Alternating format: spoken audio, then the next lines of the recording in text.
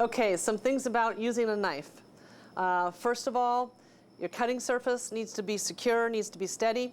You're going to take a wet rag, lay it on your countertop, put your cutting board on top of that rag just like that, and now that cutting board is not going to slide around. There's different types of knives. The types of knives that we use here in Taylor's are a chef knife. This is what we use most of the time.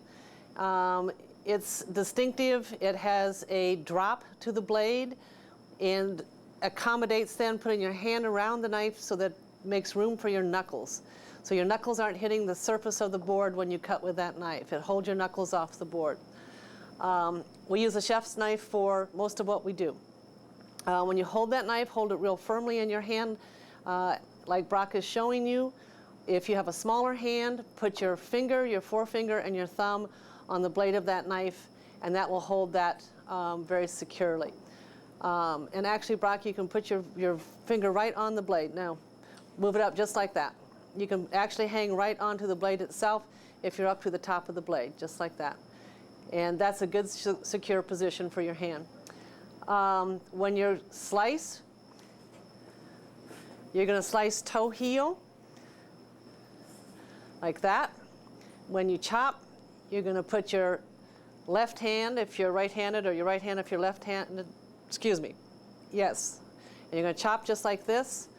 When you have your item chopped up pretty well, then sometimes you want to move the knife up and down as a whole. You can do that also, yes, and just like that. There you go. Okay, to do a julienne slice, Brock's going to show you how to do that with a red pepper.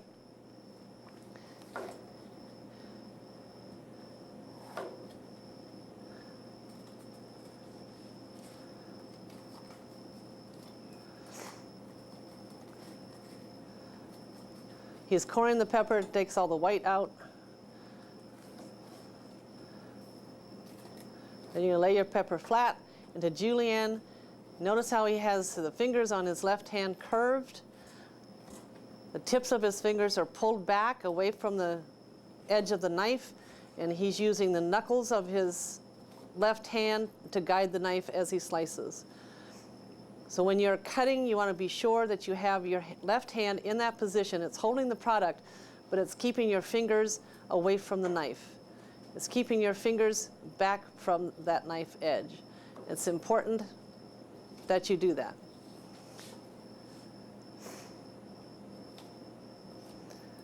Okay, there's your julienne slice, nice and easy, doesn't take any time at all. Now I'm going to ask Brock to go ahead and chop those. And again, he's holding his fingertips back from the edge of the knife. He's making nice even cuts, so he has a nice even dice on that pepper. Now, if I say, Brock, what I really want you to do is mince that up without using a blender, he's going to put it all together like that, and then he's going to do a dice like this. And he's going to mince that to where it's nice and fine. Notice his left hand, the fingers are out straight. You never want to curve your finger around the edge of that knife because you'll cut your fingers off. The left hand controls one end of the knife, the right hand controls the other end of the knife. Okay, another important point. When you're using a knife, you're always looking at the knife. When your buddies come up and talk to you, and you look up to talk to your buddies, you're going to lay your knife down, you're going to stop doing what you're doing with your knife. If you look away from that knife, that is when you cut yourself. So remember, if you have a knife in your hand, it's not a chit-chat time. As long as you're looking at the product you're working with, you are going to be safe. The minute you look away from that product, you are going to cut yourself. So remember that when you're using a knife. Okay, with your serrated knife, you use a serrated knife primarily for bread. And again, it has a rough edge, and it's designed for cutting all kinds of bread. When you use a serrated knife, you're going to use it like a saw. You don't press down, you saw back and forth.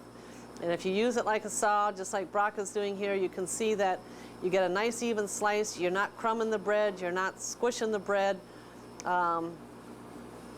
It's exactly what that knife is designed for.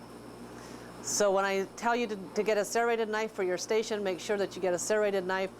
If you're at a station that's making sandwiches, slicing sandwiches, you have to have a serrated knife at your station. Your boning knife, the other knife that we have here in our kitchen, we use for trimming silver skin off of our pork tenderloins. We'll use it for cutting our sirloin steaks. And then if we are going to debone anything, we'll use it for that. This takes a certain amount of skill, and so for my students, I doubt that I'll have you using a boning knife for anything other than cutting the cakes. It's got a nice thin blade, and that's why we're using it for cutting our cakes. It doesn't pull the frosting off. The other thing to remember when using knives is cross-contamination. If you're cutting a chicken product, you're going to have a cutting board and a knife for the chicken. If you're cutting a pork product, you're going to have a cutting board and a knife for the pork. If you're cutting a vegetable product, you have a cutting board and a knife for the vegetable product, etc. When you are finished cutting that product, you finish slicing your chicken, you're done with that for the day, you're going to take that knife and you're going to wash it and you're going to sanitize it. It has got to be sanitized.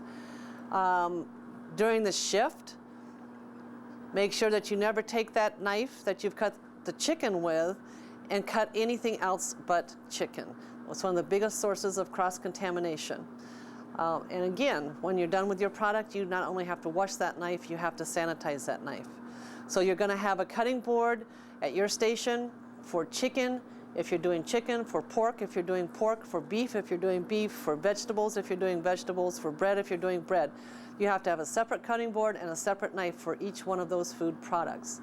And again, when you're done with them, you got to wash them and sanitize them.